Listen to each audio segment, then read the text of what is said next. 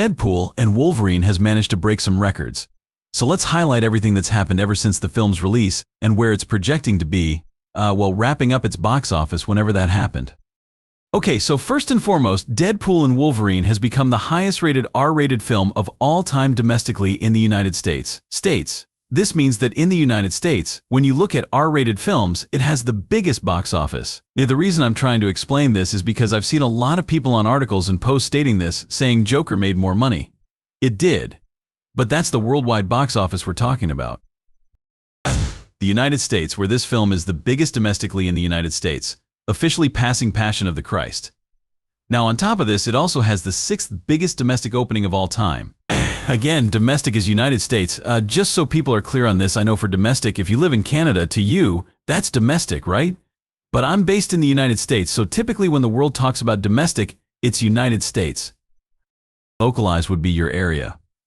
But again, there are some barriers there in terms of translation and whatever. So again, take it for what it's worth. This is just the United States. It's also sitting as the highest rated R-rated opening of all time. So yeah, it's going to definitely keep that for a while. Unless Joker 2 comes out swinging. That seems to be the only film that people think might take it down.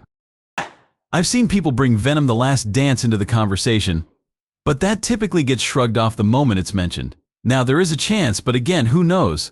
And it's also the highest grossing Deadpool film of all time. That's impressive considering it hit this mark in about 9 days. So it's got a long shelf life, I would say. Which brings us to the final prediction that people have now. And as the film is past 850 million as of now, analysts are stating that this film will shoot north of $1 billion.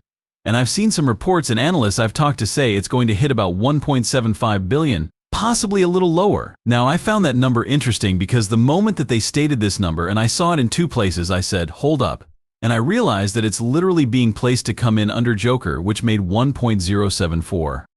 So I think a lot of people are expecting that this film is going to have drop-offs and land right around Joker, or possibly right next to it. Now, I've seen some analysts say 1.1 to 1.15, which I think is more likely if you just plug in the numbers. Right. If you just look at the drops, even if you were to take a 3rd weekend drop and a 4th weekend drop that pushes on the upper limits of a potential drop, it's still going to hit Joker numbers, inevitably, by the look of it.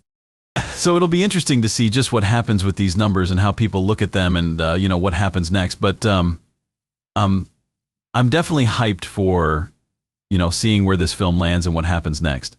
And just how does Disney react to this on the investors' call?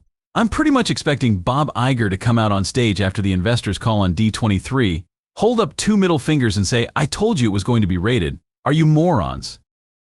And then just walk off by, splashing a $1 billion mark and I.